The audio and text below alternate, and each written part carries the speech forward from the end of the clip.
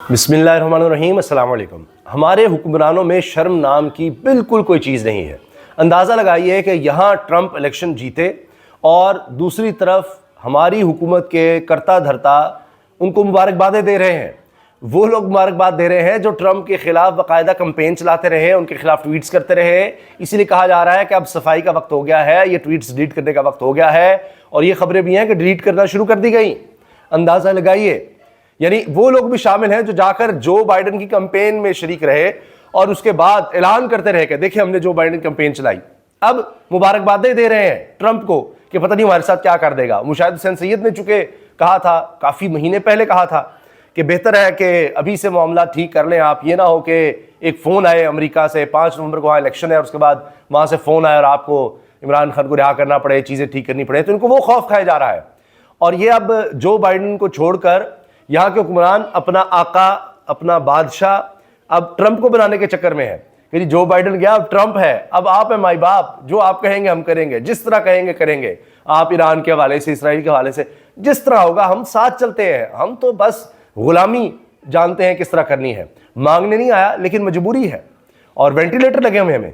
वो वेंटिलेटर साहब भी कह रहे हैं कि इमरान खान बाहर जाने की कोशिश है, इमरान खान बाहर चले जाए। ये वो कह रहे हैं पीटीआई की कोशिश है। पीटीआई का तो पता नहीं, लेकिन लगता है कि हुकूमत की कोशिश ज़रूर है कि अब ट्रंप आ गया तो किसी तरह से इमरान खान को बाहर भेज दें।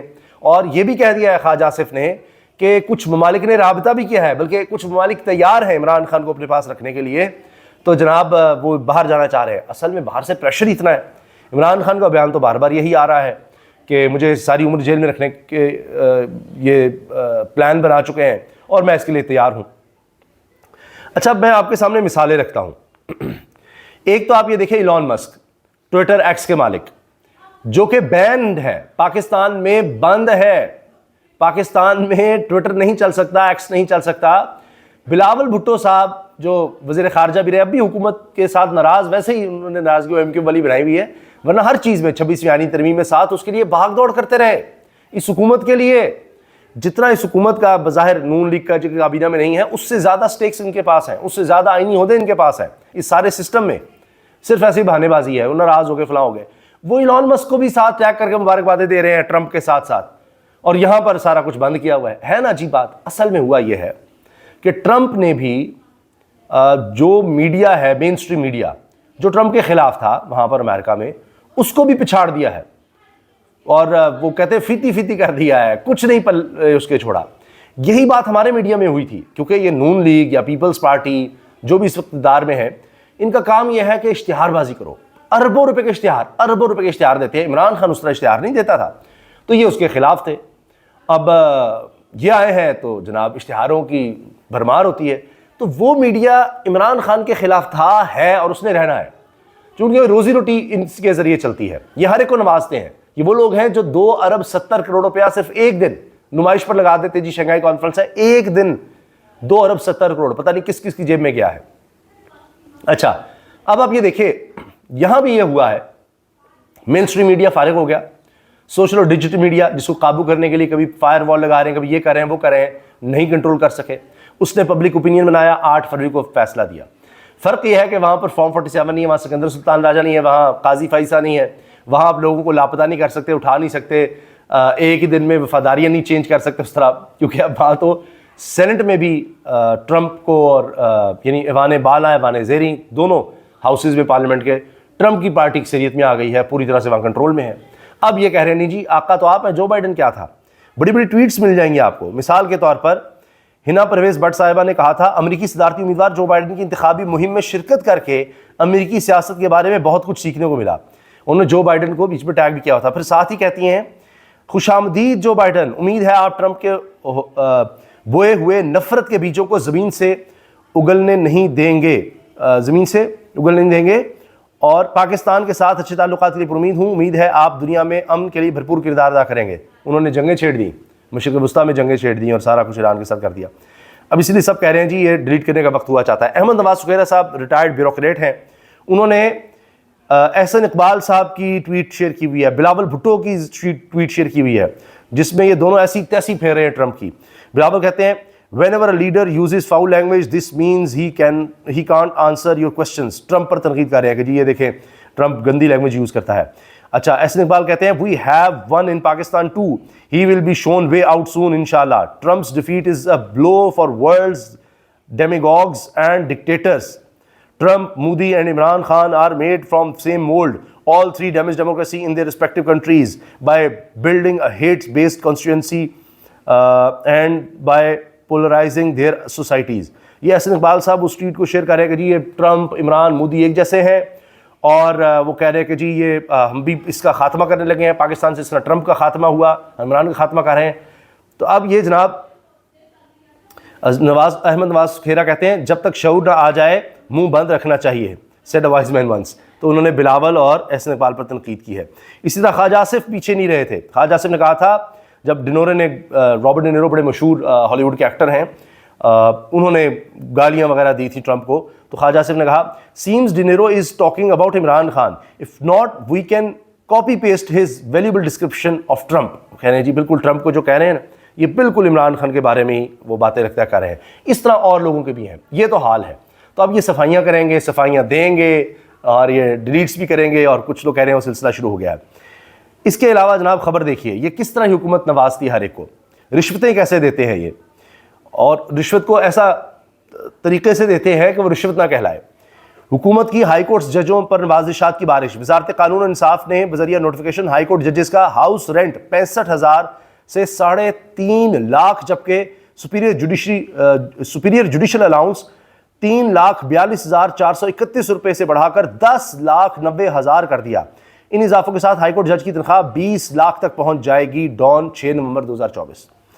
अच्छा, केपी हुकूमत का इस्लामाबाद पुलिस के खिलाफ कानूनी कार्रवाई का फैसला। तो आईजी इस्लामाबाद तो खैर मनाए, क्योंकि अलीमीन गंडापुर ने कहा था कि आपने केपी हाउस पर हमला किया, हम नहीं छोड़ेंगे। तो अब इस पर जनाब कार्रवाई का फैसला किया गया है, मुकदमा दर्ज करवाए जाएंगे और आगे बढ़ा जाएगा।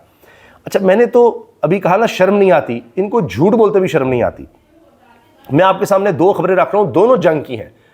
जंग को तो ये मानते हैं, जियो को तो ये मानती है हुकूमत, ठीक है। तो अब दोनों खबरें आप ढूंढ सकते हैं, देख सकते हैं, इनकी वेबसाइट पर मौजूद होंगी। पहली खबर, शहबाज शरीफ, पावर सेक्टर के विंटर पैकेज से आवाम को रिलीफ, रोजगार मिलेगा। सुन रहे हैं आप, रिलीफ भी मिलेगा, रोजगार भी मिलेगा, हम पैकेज ला रहे हैं। साथ ही दूसरी खबर जंग पर ही लगी है, बिजली मजीद महंगी करने की तैयारी। मुल्क भर के बिजली के सार्फिन पर 8 अरब 71 करोड़ रुपए का बोझ डालने की एक और दरखास्त जमा करा दी। अब देखिए आप, एक तरफ कह रहे हैं हम रिलीफ दे रहे हैं, रोजगार बढ़ने लगा है, और दूसरी तरफ क्या है जी, खबर लगी हुई है कि बिजली मजीद महंगी होने वाली है। अभी कल की खबर है, मैंने आपसे शेयर की थी, वज़ीर तवानी वैस लगारी कह रहे हैं 10 साल तक कीमतें बढ़ती रहेंगी, और शहबाज कह रहे हैं जी हम रिलीफ देने लगे आपको। ये तो इनका हाल है कि किस बात पर इंसान एतबार करेगा, क्या कहेगा। और ये देखिए अब आप, ये जो मैंने अर्ज किया ना कि किस तरह इनके बयान बदलते हैं, राना सनाउल्लाह का बयान सुन लीजिए। इमरान खान को वोट मिले हैं और मिलते रहेंगे, इमरान खान की बहनों और बीवी के खिलाफ केसेस के हक में नहीं, खान की रिहाई जेल में नहीं देखना चाहता। मुशीर वज़ीर आज़म बराए सियासी अमूर राना सनाउल्लाह का ये जनाब इंटरव्यू है। आप अंदाज़ा लगाइए किस किस तरह ये बयान दे लेते हैं, क्या क्या कर लेते हैं, क्या इंसान करे। और अब पुलिस को इतनी चूँकि छूट दे दी है, जिस मर्जी घर में घुस जाओ।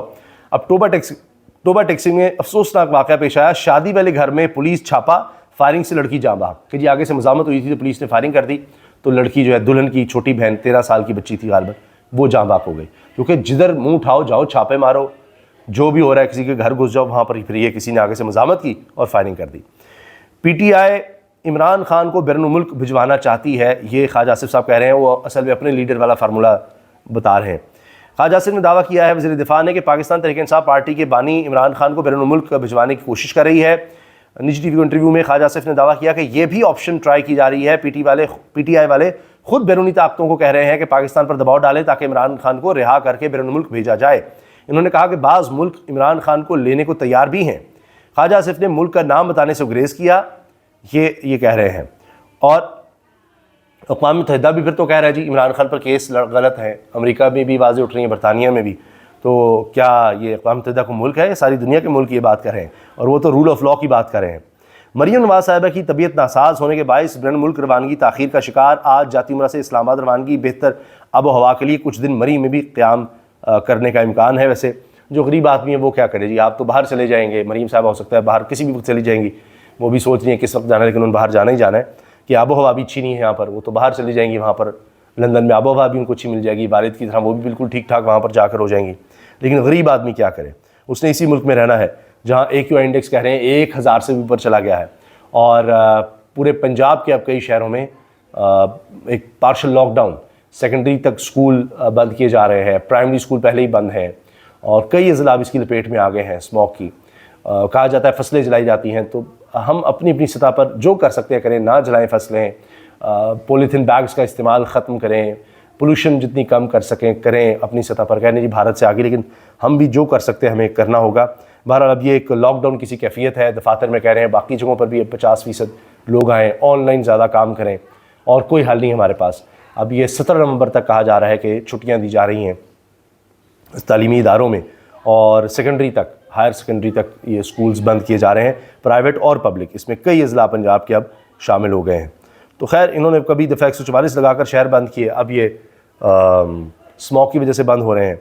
तो इनको यही काम आता है, हर चीज़ बंद करते चले जाएँ, बंद करते चले जाएँ, हल इनके पास और है कोई नहीं। पहले इस तरह से अमन अमान की सूरत हाल का बहाना बनाकर बंद कर दिया, अब तो स्मॉग ने वैसे ही तबाही मचा दी हुई है।